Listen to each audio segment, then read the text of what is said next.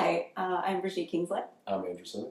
And welcome to another edition of our podcast. It's been a while. We shot 2 movies, and we've just been in post-production, editing, getting approvals on the edits, getting the composer to score the movies, and really just going back and forth and trying to get these 2 films done on time.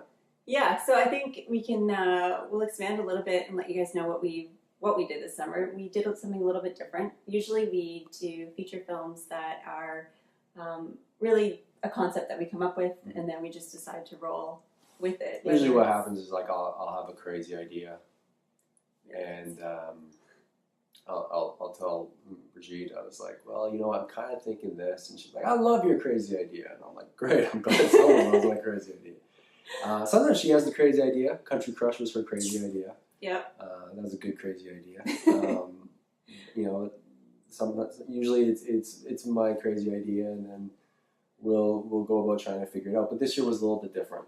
Yeah, we decided, as we've been in the industry for a while, and with the different trends and stuff like that, we decided to expand our business plan. So as independent filmmakers, you guys all know that it's important to make projects, but it's also important to have a growing business so that you can continue in the industry and be profitable. So we decided to partner up with a company that we really, really love and we've worked with on and off through the years to make projects that would hopefully fit more in the broadcast world. Yeah, like a certain mold. If you're a fan of ours, one, thank you. But also, you know our work. Some of the stuff is, you know, a little out there, a little, you know, not norm. Reading a lot of the comments, even for a family movie like Country Crush, a musical, you wouldn't believe the amount of people that were actually surprised by the fact that there was singing. So, and also, Andrew likes to blend genres. So it's rare that Andrew will write a movie that's just one genre that fits in a specific category. He'll take a bunch of different ideas. I just don't like being in a box. It's hard for him to be in a box. So even Country Crush, we're making a musical. Cool, great. It's going to be a family film, all of that stuff. But then I think where people were surprised, number one, the singing in a musical, yeah, sure. But also just there's some real thematic pieces, things that were heartwarming and kind of sad too. There's, you know, I think most people shed a tear in Country Crush, which is not expected for a happy, cute little musical. It deals with real hard things. Sure. So he doesn't usually. So, but we decided to let's try to fit in boxes. Yeah. You know, let's try to you know, put me in a box and try to see how that works out. How's it working out? Oh, I definitely feel like I'm in a box. But you know what? It's like the thing is like filmmaking is awesome. You know, everyone says it's like a bad day on set is still better, you know, than a good day at the office, and it's partly true. I mean, it depends on how much stress there is in that office job. Some office jobs could be very easy, but in this case, no, we have tried to fit into a broadcast television mold, which you know.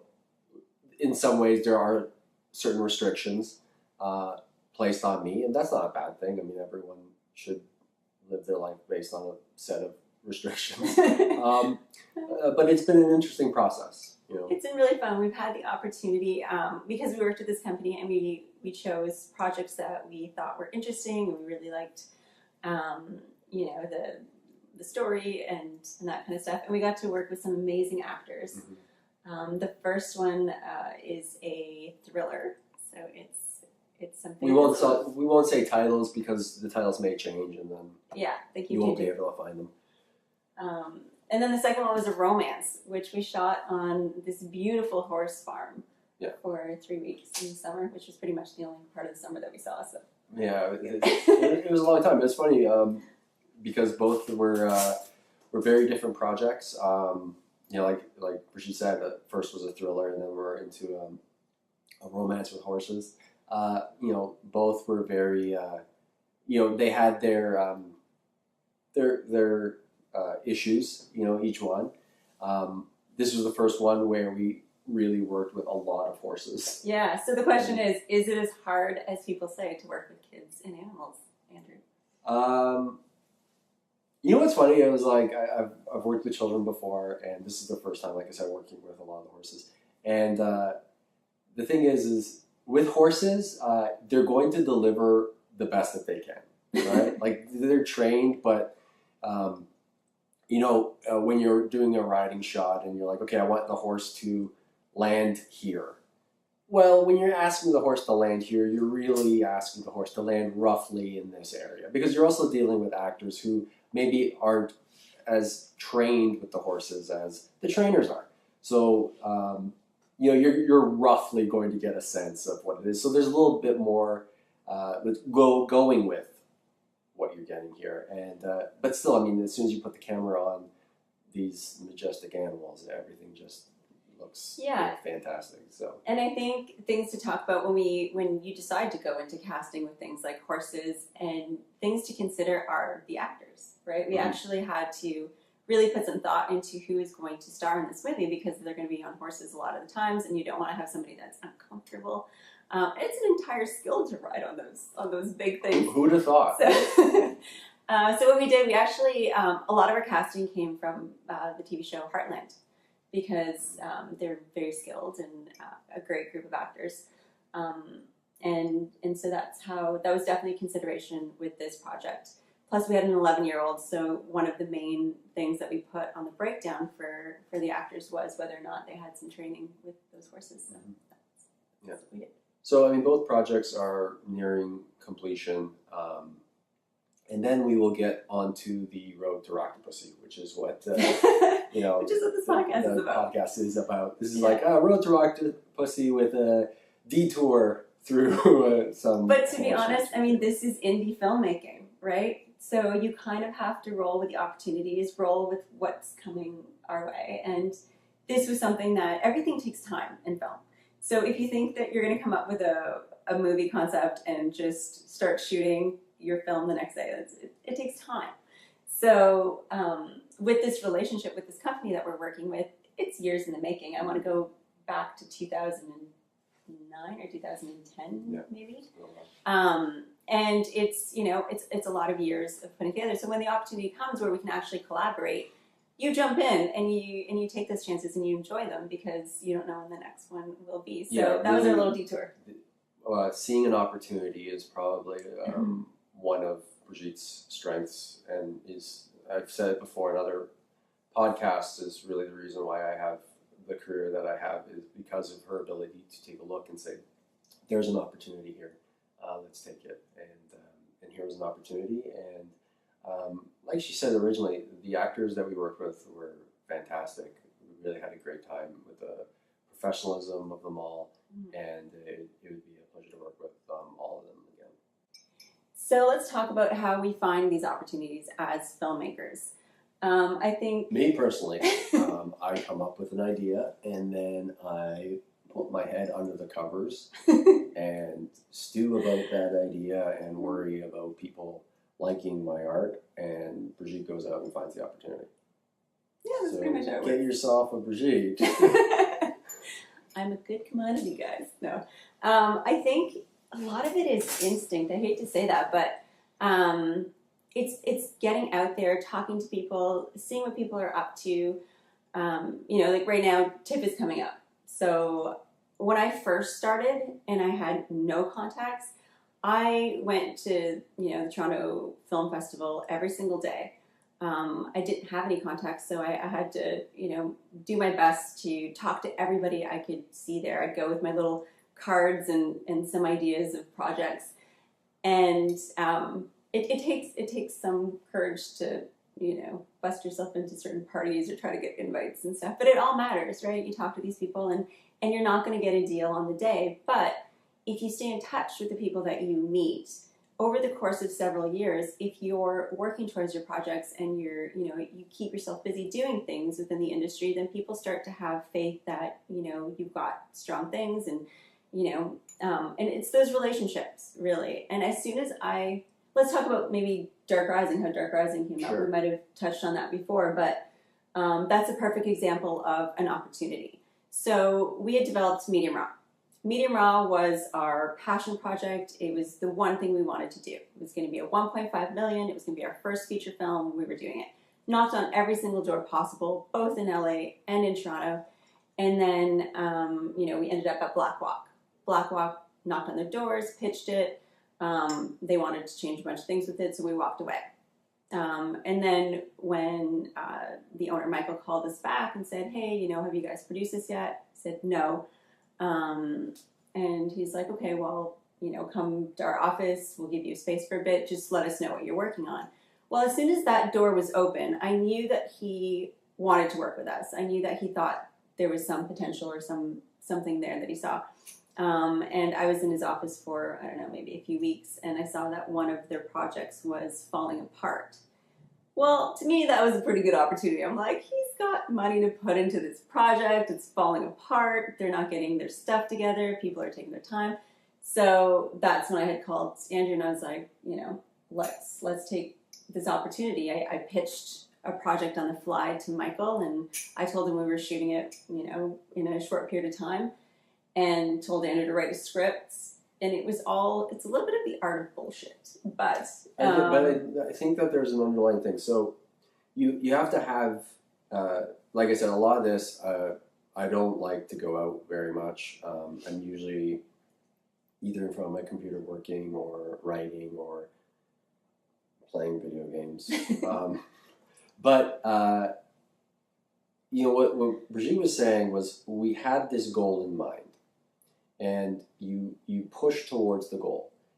And whether that goal was we were going to shoot Medium Raw, it was for 1.5, but that goal, take out the budget completely, but that goal was to create Medium Raw, right? And now you go about meeting people. And because a door is closed, or doesn't mean it's gone forever. The fact that you know that door exists, and you have access to the door, means the door can open later. Mm-hmm. And it's about still moving towards your goal, but understanding that these opportunities that look closed or don't look like opportunities now could become opportunities later. But not relying wholly on walking through doors.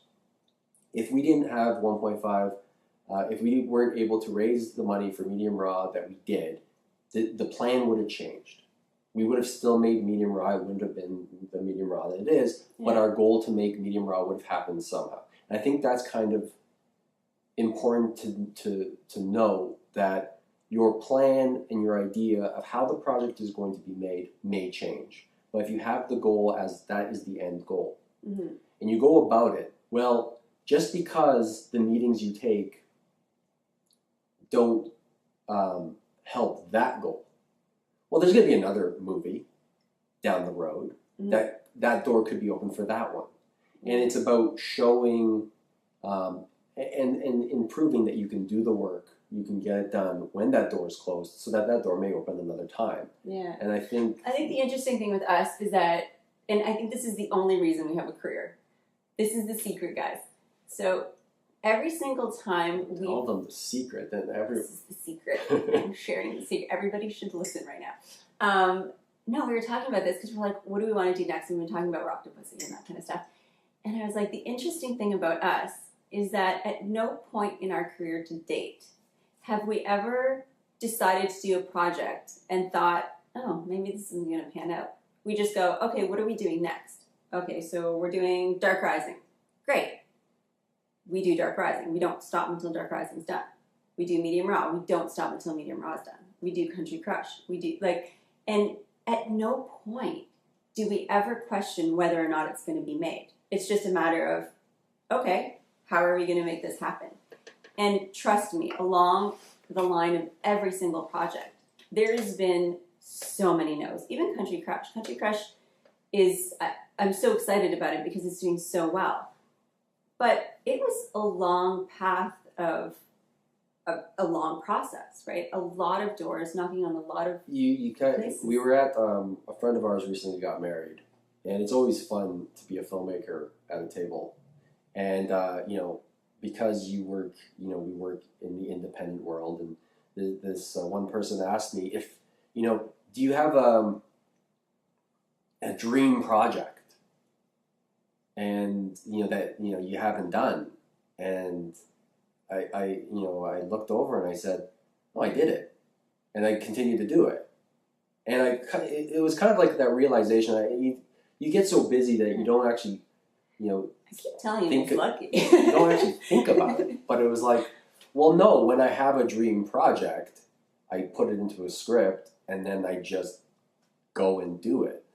And she goes to me. She's like, "Yeah, but like, something that you could never actually dream of." And I said, "Well, we did a country musical, and that's pretty out there. We dreamed of it, and then we just kind of did it." And so no, I mean, I kind of, told her, I was like, "You just kind of do it." And she's like, "Well, how do you go about doing it?" It's like, you just take one step and then another, and if you look at the whole picture, it's overwhelming. Even if you look at Rocktapussy, we're like, "Oh, it's a lot of work." Because we're a lot of steps left. I'm getting older, so like building sets is more difficult. I'm getting more tired, and now I know what the work is, so it's like, ugh. But we're just gonna get there one step at a time. That's really all it takes. If you look at it like conceptually, and it's like so big that it's like, how do you even start? It's like, well, you just start. Yeah. And you ask questions, you talk to people that know more information than you. My motto was always do one thing every day that scares you. And it's simple things that scare people, right? Picking up the phone and calling somebody that that you don't know. Or again, like my story is Stephen Stone from Stavro? No, Stephen Stone from the Degrassi. Yeah. Where I was like, oh, I love these guys. They're a power couple. They created Degrassi. They have their own little world in the industry. They don't even really fit in the actual industry. Like, they have their own little world that they created. Little studio with their cats, and they've got this machine going on that I love so much. I'm like, I just want to be like them. I want to know everything about them. And picking up the phone or meeting him and trying to get to know him, for me, that was scary. And I think, especially in this day and age, to actually like have meetings face to face and tell people what you're trying to do and give advice. Yeah. It's a scary thing. I mean, I'm not sure, like, the age of the people watching this podcast right now. But when we would work with interns, I mean, one of my favorite stories is, Brigitte is actually working in the, 3 feet away from this intern, and to ask a question, the intern would email her. I would be like, okay, so this is what I want you to do, blah, blah, blah, blah, blah. And I'd be talking to him like that. And then I was like, okay, you're good? He was like, yeah. And then he would turn around and he would email me a question. And I was sitting right there. And I'm like, wow. It's communication's big. You gotta talk to people. So it's like, you gotta ask people, and look, the worst they can say is no. And then you just move on. If the goal in your head is an end game, right? If the goal is, I'm gonna make this project, and look, if you have a view of that project that cannot change and you're independent, you're going to be like the 0.2% that can actually make the movie that is exactly the way it is in your head. But if your goal is to make the movie, and it's maybe not as specific as to how you get there, or, then you improv to get that done. And that opens up other opportunities. Yeah. Like for instance, let's give an example of how people could take advantage of opportunities with us. We're always looking for good interns, people that, want to learn, want to work, and that kind of thing. If somebody comes to work with us, we have all the equipment, we have all the knowledge, we have everything to make, a short film or to help somebody out. It's a give and take. If somebody helps us a lot, then we would turn around and help them a lot. And somebody could easily come to us and get some really good, good information. Like a commercial. No, why don't you just give them our address too while you're at it? I'm not saying to come to us. I'm just saying in the past there's been opportunities for interns to take more advantage of us than they have. I and think we've always been surprised where it's like, they really didn't take advantage of this opportunity. I think that's the key. Yeah. That, not realizing an opportunity when you're sitting right in it. Yeah. And I think that's, like again, when the question is asked, how do you, you know, see these opportunities? I mean, you everything is an opportunity if you look at it that way. If you're looking for opportunities, and it's also, you know, football season is starting, and my Patriots are, you know, going for another Super Bowl ring, and there was a documentary just on. Shut it off. Click. there was a documentary called "Do Your Job" Part 2, and Bill Belichick, greatest coach of all time. I'll get to the point. He started talking about the wind sprints that they did at the beginning of the year, and he basically said, "You do the work and put them in the bank. You put the work in the bank, and that when you need it, it'll be there." And it's the same thing with opportunity and internship and all that stuff. Is like you put in the work. It might not look like an opportunity now, but when you need that opportunity, it might be there. For sure. And that's why he's the greatest coach of all time. Yeah.